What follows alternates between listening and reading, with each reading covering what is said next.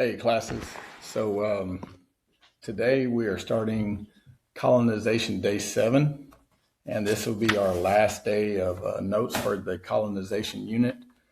Remember last time, just kind of quick recap of yesterday's notes. We covered the first great awakening, and this is where people try to live more Christ-like and wanted to seek forgiveness so they can go to heaven. And just remember, this movement was kind of marked by revivals, and this teaching also spread the growth of representative government, right? Because under God's eyes, we're all are equal, and we should have a voice. We also talked about some of the England's political traditions that we borrow from, like the Magna Carta, the Parliament, which is kind of like our legislative branch, and the English Bill of Rights, which guaranteed rights to individuals, to citizens. Okay, so today we are going to start here with salutary neglect. So let me start the PowerPoint. There we go. Okay, so we have two concepts today that are somewhat easy, and this kind of sets the stage for it kind of starts leading towards the American Revolution. Salutary neglect. So as the years move on, and as it turns into decades, people that are born over here in the colonies, they start seeing themselves more as American and less as British. And so the British and the British government, they kind of stopped enforcing the British laws on the colonists. They weren't real strict at first. And the reason being, because they were making a lot of money on the colonies. You know, they were taking our raw goods, and they were able to turn those raw goods into finished products and sell them back to us to make money. And this system was getting England, making England a lot of money. So they kind of overlooked a lot of the little laws and didn't really enforce it. And this was called salutary neglect. So the result of this, it allowed colonists to become further engulfed into self-government. Because, you think about it again, the British government was hands off with them. And as long as they were trading and they were making a lot of money off of them, the 13 colonies started just getting used to that self-government.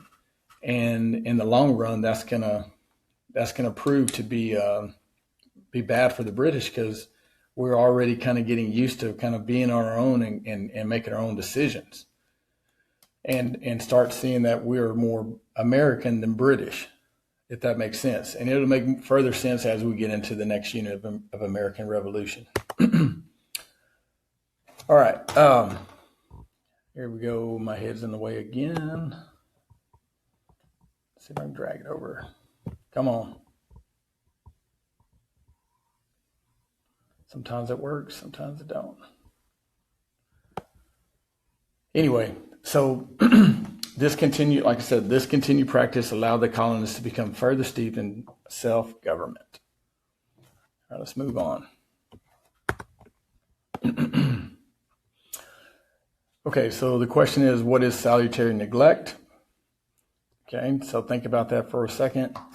Again, this is where the British stopped or didn't enforce a lot of the British laws on the colonists, and pretty much neglected them. And so this created a feeling that that they were just more relying on themselves and their self-governments in the colonies. Two, why did Britain allow the colonists to not obey all the British laws? Again, because they got used to overlooking a lot of it, since they were making so much money off the colonists. Okay, so that kind of leads us to mercantilism. And this is let me just put the bullets up here. So this is a type of trade, I guess you can say. Nowadays in America, we have what we call free enterprise. But back then we had mercantilism when we were the English colonies. And this is an economic belief that a country becomes more powerful if they, by having more money, by having more gold. And so what the process was, they would take raw materials. All right. So if you look up here on this illustration, so you take these colonies, right? And they would send raw materials to the mother country. So the mother country is being England. And so England would manufacture these goods. All right. And then, sell them back to us or to other countries. But in the long run, the mother country kept getting more gold and silver, for these goods, and started making lots of money. Okay. So if you look at the bottom, if you look at the scales at the bottom, so England was having, fewer imports, but they have a whole lot of exports. So that means that they are selling their goods, right, to everybody, making a lot of money and buying less goods. So you're buying less, but you're selling more. You're going to basically, the balance of trade is in your favor. And that's what mercantilism was. Yeah, they were just getting, the colonies getting, the mother country is getting wealthy off the colonies.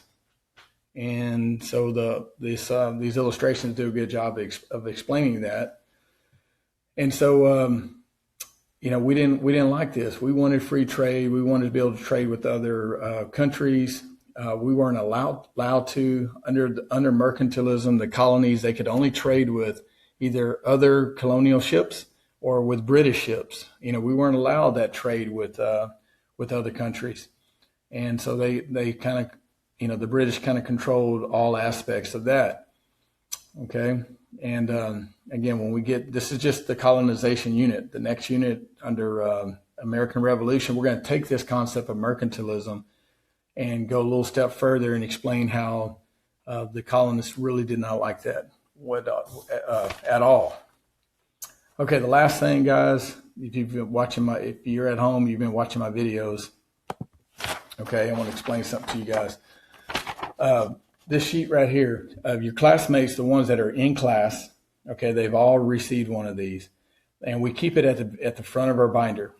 And it's kind of hard to tell what it is from on the screen, but this is these are 76 facts. Okay, so front and the back. And these 76 facts are the facts that are constantly on the STAR test year after year. And so as we go through this course, we're going to make sure we cover these facts. We're going to cover everything, but we're really going to ingrain these 76 facts into your brain. And we'll do warm-up questions. We'll test over this sheet. And what I'm going to do, I'm pretty quick going to attach this and send it home, electronic copy for you guys. And if you could somehow print it off, if you can't, just study it online. But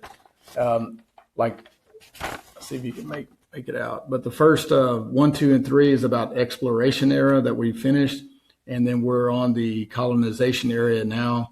And so we're going to start doing warm-up questions over these facts and then test over it. And since I started doing this, I got this from a teacher, Mr. Lohman, out of the Dallas area. And since we started using this, our STAR scores have went up like 7 or 8%. And it's pretty good stuff. So be expecting that over the next few days as well.